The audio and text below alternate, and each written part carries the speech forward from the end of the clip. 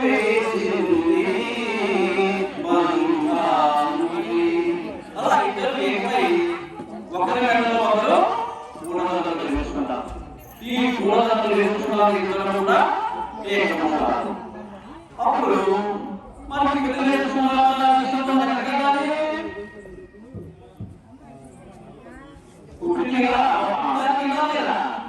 అప్పుడు జగన్మాతకు ఆహారం పంపించే అన్ని కూడా పంచాలనుకుంటాం. వీళ్ళు వస్తుంటే రాముడు లక్ష్మణుడు సీత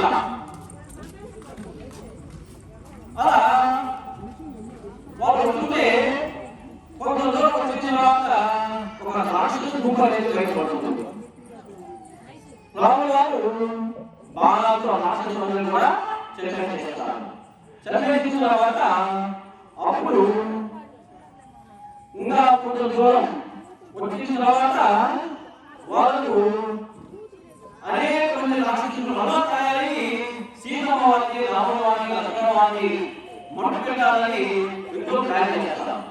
ఏ ప్లాన్ చేసినప్పుడు రాముల వారి అన్నట్టు వాళ్ళు ఆ యొక్క రాక్షసులను కలిసి వాళ్ళు కార్యక్రమాన్ని నిర్వహణ చేసుకుంటారు. విష్ణు వాళ్ళు ఆ యొక్క సీతను తీసుకొని